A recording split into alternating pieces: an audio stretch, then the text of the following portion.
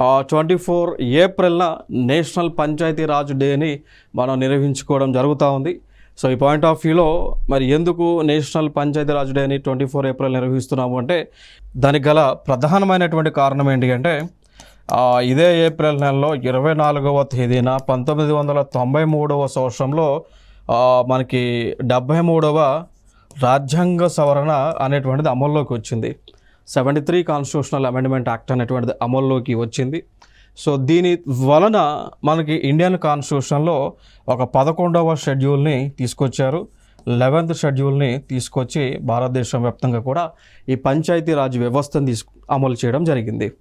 అయితే మరి భారతదేశంలో ఈ పంచాయతీరాజ్ వ్యవస్థ ఏదైతే ఉందో ఈ వ్యవస్థలో మనము 3 టైర్ స్ట్రక్చర్ని యూజ్ చేస్తూ ఉన్నాం, అంటే దీన్ని అమలు చేస్తూ ఉన్నాం. 3 టైర్ స్ట్రక్చర్ అని అంటాం. 3 అంచెల ప్రభుత్వాన్ని భారతదేశం వ్యాప్తంగా కూడా అన్ని రాష్ట్రాల్లో కూడా ఈ యొక్క 73వ రాజ్యాంగ సవరణ ద్వారా 11 షెడ్యూల్ ద్వారా తీసుకొచ్చిందని అమలు చేస్తూ ఉన్నాం. క్లియర్? ఇక్కడ వరకు అంశం. మరి 3 టైర్ స్ట్రక్చర్ అంటే ఏంటి, ఎవరు ప్రపోజ్ చేశారు అంటే ముందుగా ఈ 3 టైర్ స్ట్రక్చర్ని ప్రపోజ్ చేసినటువంటి వ్యక్తి పేరు బల్వంత్ రాయ్ మెహతా అని అంటాం. బల్వంత్ రాయ్ మెహతా ఈయన ప్రపోజ్ చేశారు. ఆయన ప్రకారం ఏంటి అంటే జిల్లా స్థాయిలో డిస్టిక్ లెవెల్ పరిషత్స్ ఉండాలి, జిల్లా స్థాయిలో డిస్టిక్ లెవెల్ ఉండాలి. ఇది ఫస్ట్ టైరు. సెకండ్ టైర్ వచ్చేసి మండల్ లెవెల్లో బ్లాక్ పంచాయతీస్ ఉండాలి. అదేవిధంగా 3వ టైర్లో గ్రామీణ ప్రాంతంలో గ్రామ పంచాయతీలు ఉండాలని చెప్పి ప్రపోజ్ చేశారు. అర్థమైందా? సో 3 అంచెల ప్రభుత్వం బల్వంత్ రాయ్ మెహతా ప్రకారం ఏంటి అంటే జిల్లా స్థాయిలో డిస్టిక్ పంచాయత్, మండల స్థాయిలో బ్లాక్ పంచాయత్ లేదా మండల పంచాయత్ అండ్ 3 గ్రామ లెవెల్లో గ్రామ పంచాయత్ అని అంటాం. సో దీన్ని డిస్టిక్ పరిషత్ అనవచ్చు, జిల్లా పరిషత్ అనవచ్చు, జిల్లా పరిషత్ అనవచ్చు, బ్లాక్ పంచాయత్ లేదా మండల పంచాయతీని మండల పరిషత్ అనవచ్చు, అలా గ్రామాల్లో గ్రామ పంచాయతీ అని పిలవచ్చు అనమాట.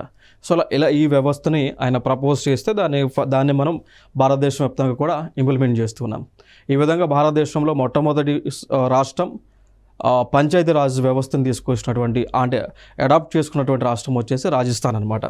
సో భారతదేశంలోకి వెళ్ళా ఏ రాష్ట్రం మొట్టమొదటి రాష్ట్రంగా పంచాయతీరాజ్ వ్యవస్థని అడాప్ట్ చేసుకుంది తమ యొక్క అడ్మినిస్ట్రేషన్లో అంటే రాజస్థాన్ అనేటువంటి రాష్ట్రం అడాప్ట్ చేసుకోవడం జరిగింది. క్లియర్? సో ఫైనల్గా ఈ పంచాయతీరాజ్ అదేవిధంగా పంచాయతీ సిస్టమ్ ద్వారా ఏం చేస్తున్నారు, పాలన అనేటువంటిది ప్రజల దగ్గర తీసుకుపోతున్నారు.